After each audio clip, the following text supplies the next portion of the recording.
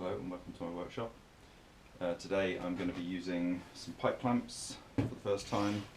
I got these second hand. Somebody was closing their workshop and I went and bought every single clamp they had along with some hardwood and various other things. I paid £130 for 8 pipe clamps, £130. Just looked on Amazon. These ones, which are 100 centimetres, should be £30 each, so that's 60, 120, and the shorter ones 25. So 200 and should be new. It would cost me 220 to get these. So 130 is pretty good. Plus they're already on the island. Postage to the Isle of Man, especially for something like pipe clamps, which are so heavy, can be prohibitively expensive. You can pay almost as much for the postage as you can for the actual device itself. So I'm making some planters. I'm making the larger of the two.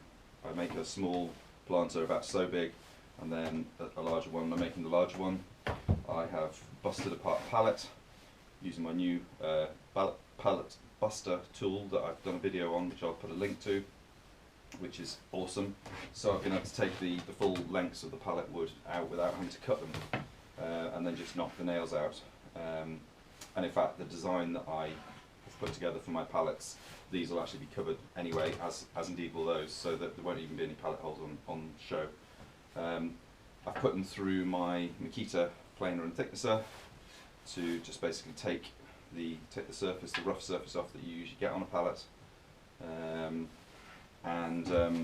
There's still a little bit of roughness on a couple of them, which I was going to sand down, but again, most of that will be hidden, and it's good on the other side, so I'm actually just going to put that on the inside of the planter. Okay, so the design that I use, I'm going to put, these are the two sides of the planter.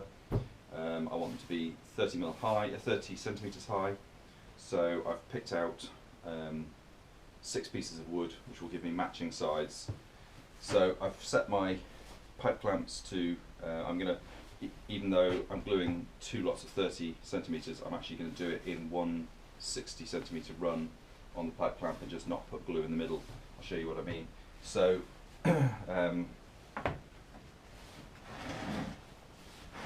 so I've opened the jaws out to 60 centimetres,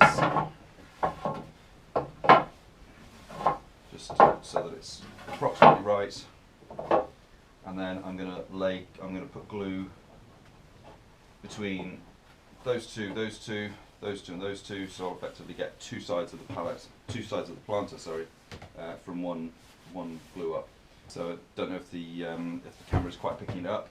2 of the planks are not quite as deep, top to bottom, they're not as wide. So I've created 2 small shims, so that when I put clamps on the middle here, upside down, I'm going to alternate those ones that way, and then 2 more pipe clamps upside down just to even the clamping. So that then is the same height across, so there'll be equal downward pressure on these 2, even though they're smaller. And the design that I have for my planters that I was doing last year, it's not a problem. It's not a problem that these are different widths, or different depths rather. It basically, the way I glue them and the way I screw them, or mainly glue them, the way I glue them, it doesn't, it evens all that out, so that's not a problem. So I've got those 2 like that, then I've got a further 2 which I'm going to put on the top, and this is really just so the reason I'm using pipe clamps, other than the fact that I bought them, so I might as well use them, is I was using bar clamps, and the problem with those is that because they're only quite a relatively thin bar, as you tighten them, the bar flexes, and so these 2 jaws end up not parallel to each other, and they actually induce a bow in the thing that you're gluing up. These pipes are so sturdy, and being round, it's a much better shape in terms of integrity, and they're so sturdy that when I tighten these, they're not going to bend. So they'll be clamping. These will be clamping in one direction. Those will be clamping in the other direction, and then that should hold everything together. So I shall get the glue done and then tighten them up.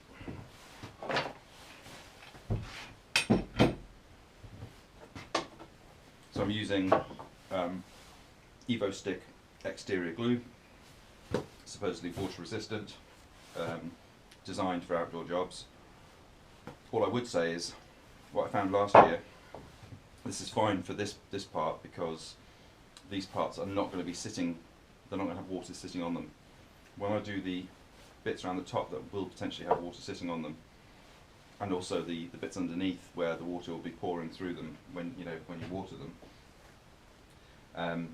I found last year that this actually, when it's in contact with water for too long, it re-emulsifies and loses its integrity.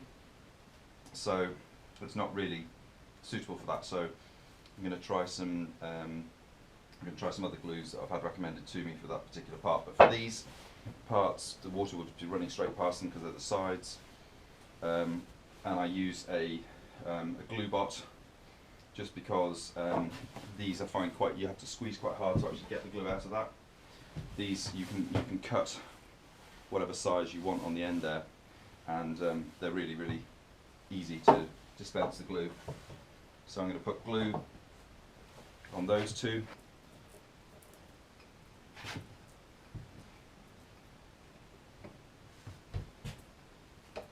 Okay, so I want plenty of glue in there so that when it squeezes out, when I tighten the pipe clamps, the glue squeezes out, fills every single pore, every single bit, because I can scrape that off afterwards.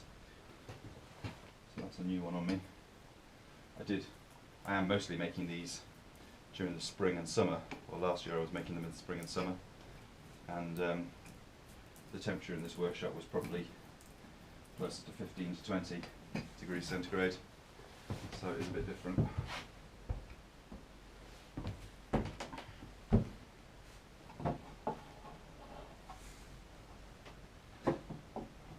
Okay, so there's no glue in this middle bit. As I say, that's effectively two completely separate panels there.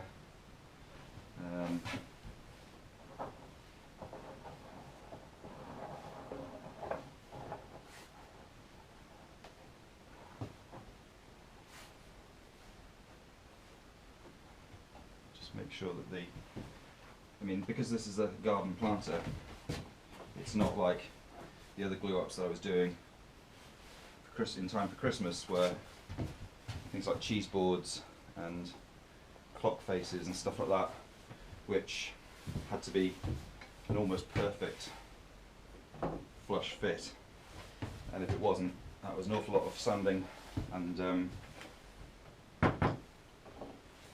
planing for me to do. But because these are just garden planters, it really isn't nearly as precise an operation. So just tighten them one at a time, make sure the gaps close, make sure you get some nice glue squeeze out.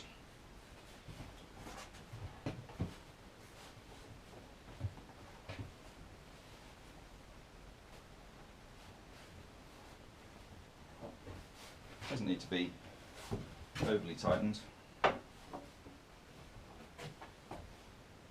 do run the risk, if you overly tighten it, that the wood is going to naturally try and bow in order to escape the clamping pressure, so you really don't want to overly tighten. But that's all. I can see glue squeeze out in all the joints now, and they're all quite nice and even. Just take a look from the edge. Yeah, that looks good. So yeah, I'm very pleased with those. Those pipe clamps were significantly easier than my previous clamps, which were, as I say, spreader clamps or bar clamps, and they were quicker to adjust, and these have got a much better clamping pressure as well. I got with the clamp, with the spreader clamp, bar clamp, as you squeezed, it kind of got to a point where it wasn't actually putting any more pressure on.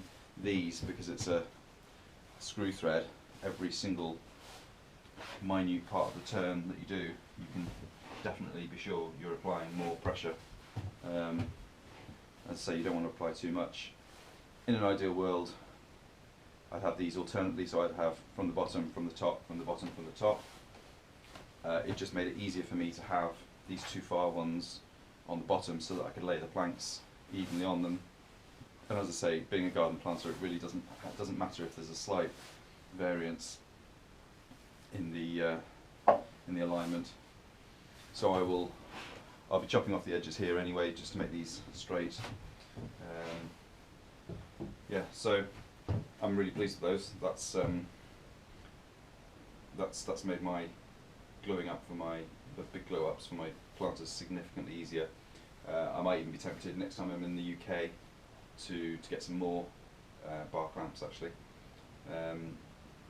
So hope that's been useful. If you've got any questions or anything like that, put them down in the comments section. And if you've got time to like the video, I'd really appreciate that. And if you've got time to subscribe to the channel, even better. Slowly get my numbers up, make it more worthwhile doing. And until next time, stay safe.